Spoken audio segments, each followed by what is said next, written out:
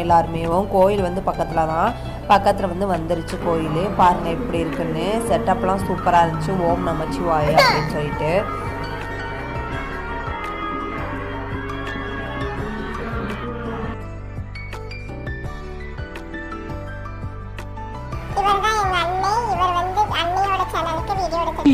ஆளை பார்த்தா டம்மி பீஸா இருக்க, பயங்கரமான ஆளா இருக்கேடா. சாமியெல்லாம் கும்பிட்டுட்டு அதுக்கப்புறம் நம்ம வந்துட்டு எங்கே போயிட்டுருக்கோம் அப்படின்னா அன்னதானம் சாப்பிட தான் போயிட்டுருக்கோம். இப்போது அன்னதானம் சாப்பிட்றதுக்கு கொஞ்சம் தூரம் நடக்கணும். நாங்களும் நடந்து பார்த்துட்டே இருக்கோம். ரொம்ப ஹெவியான கூட்டமாயிடுச்சு. அங்கேயும் ரொம்ப கூட்டம். அடேங்கப்பா, எவ்வளவு கூட்டம்! இன்னைக்கு கலெக்ஷன் எகிரிரும். அதுக்கப்புறம் சாமியெல்லாம் பார்த்துட்டு மறுபடியும் சாமியை பார்க்குறதுக்காண்டி வந்துட்டு இருந்தோம். சூப்பராக லைட்டெல்லாம் செட் பண்ணி வச்சுருந்தாங்க. அதுக்கப்புறம் யாக குண்டம் வளர்க்குறது இடம் அப்படின்னு சொல்லிட்டு கூட்டிகிட்டு போனாங்க ஒரு இடத்துக்கு.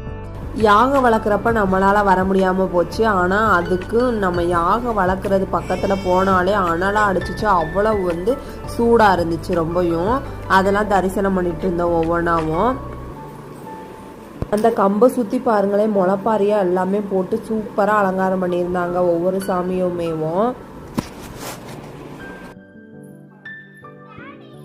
பக்கத்தில் போக முடியல, அவ்வளோ அனலாக இருந்துச்சு. தீயெல்லாம் அப்படியே இருந்துச்சு. கும்பாபிஷேகம் அப்போ அந்த யாக வளர்க்குறது பக்கத்தில் இருந்தால் ரொம்ப நல்லது அப்படின்னு சொல்லுவாங்க.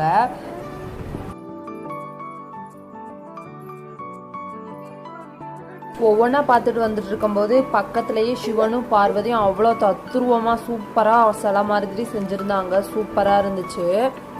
என் மகளும் அங்கனக்குள்ளே நின்றுட்டு இருந்து சாமியெல்லாம் கும்பிட்டுட்டு இருந்தா. பாப்பாவும் சாமியெல்லாம் கும்பிட்டுட்டு 2 ஸ்டில் எடுத்துட்டு அதுக்கப்புறம் நம்ம கிளம்ப போகிறோம்.